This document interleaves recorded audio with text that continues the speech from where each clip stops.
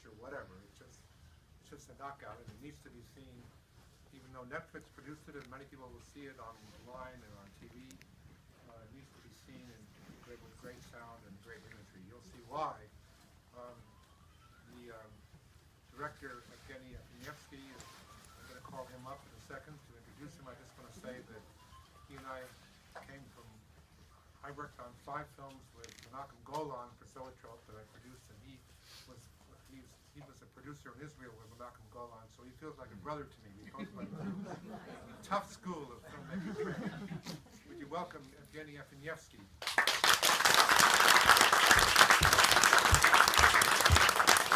I'm going to say a few words, then I'll be back for a Q&A with Professor Gregory Frieden there from Stanford. He's been a professor. He was a professor in literature in the Slavic department for many years and a great film lover. And he knows this fellow here. So he'll be moderating the Q&A. Grisha, we can call him. Thank you. First of all, thank you for coming, Tom. Thank you for bringing me here. It's always a pleasure to be your guest. I had an honor to be at Tenrad, and right now I'm here. And thank you all for coming. I will try to be short because I know that all of you wants to see the movie, and I think I'm a filmmaker, I'm not a speech maker. So for me, my speech is my work, and it speaks for itself. So everybody already know that it's about 93 days of uprising that happened during the winter 2013-2014 in Ukraine.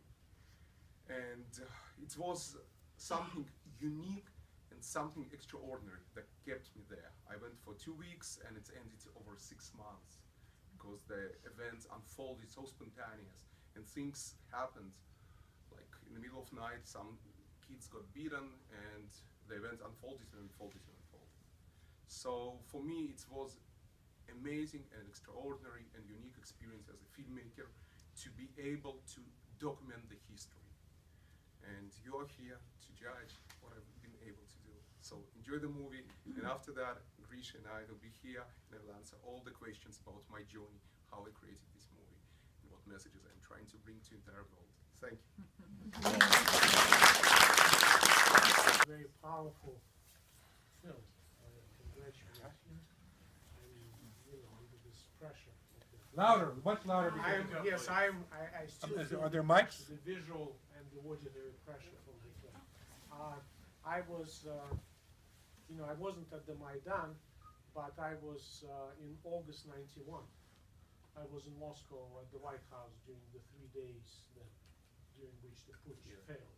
So have some sense. This was, of course, a very different experience. 92 days? 93 days. 93 days. So anyway, I know it's very hard probably to come up with questions after this powerful experience, but I'm sure that you will try. I think Evgeny has answers. You can ask him a couple yourself. Okay. I have just one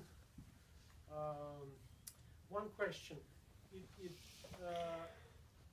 I mean, you have huge amount of footage. I mean, you must have been just, I don't know how you handled all of that.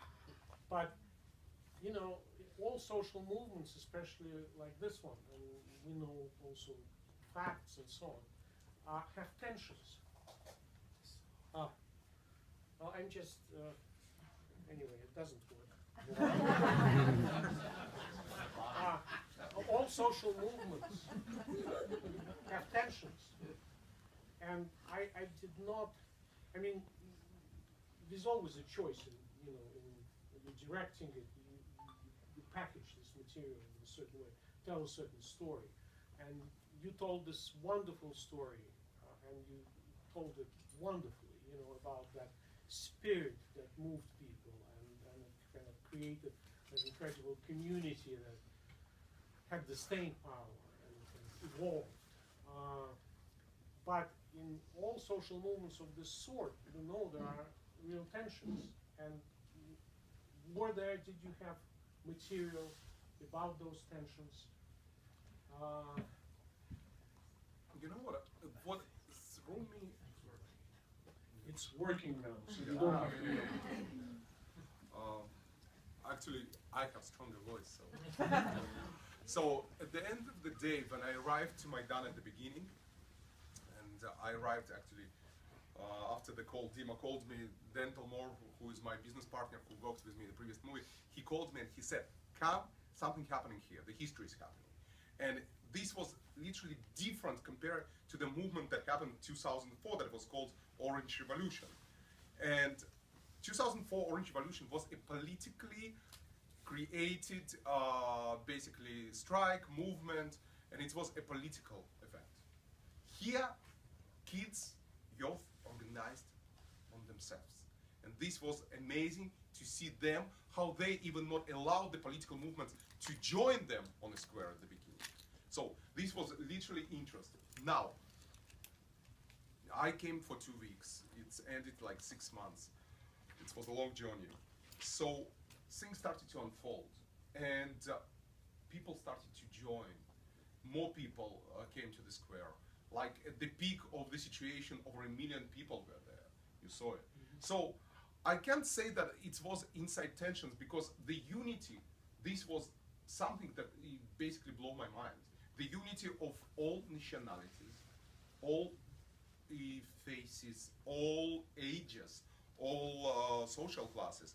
For example, I was literally blown when I saw ladies parking their Bentleys like block from the square, and on the high heels coming into the tent, cut the sandwiches for the people on Maidan. And it's amazing to see this type of people, like from the rich social class to the poor social class. So it's amazing to see this unity. Now, where in the world, in any kind of movement, we saw all kind of faces together, all the religions together. It was interesting how all together they were standing for one goal. Particularly, you know what, another thing that was like blowing my mind, and I was captivated by that. The religion was on the side of the people. Compared to the, for example, I born in Russia, and I knew from the beginning that the religion is on the side of the government, usually is the kind of instrument to manipulate people. Here I was blown away as the filmmaker to film how this unity, this bond between the all religions together in one hand and the people on the Maidan. So these all elements that, for example, for me it was one-time experience as a filmmaker, being able to document and bring to the world. So I don't think that it was any tension. Tension was probably between opposition parties that wanted to join the forces and try to become leaders, and the people who were already self-organized. So this, I can say, maybe the little tension, but people were the power. And you know what? For me, this movie have interesting thing.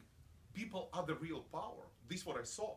At the end of the day, they came out and they stand all their ground. So for me as a filmmaker, to observe this from the side and being able to capture this was like, wow, they proved that they are real power. That was completely different. I said it to my friends, Lati Grobman, who shared it with John Batzak, amazing, fascinating filmmaker and one of my mentors. John and Lati showed it to Netflix, who fell in love with the cut, but had a lot of questions. And all of them asked me to come back to United States and continue the assembly of the movie here. I and John, we kind of contacted Angus Wall, because I'm a big fan of Angus's work as a producer of Errol Morris's movies, and same time as an editor for David Fincher and for other movies. So Angus was blown away with the footage, and Angus offered to help to reshape image to make it more wider towards the wider audience. So Angus, John, Lati, we all were already basically talking to Netflix, and together we created the final product.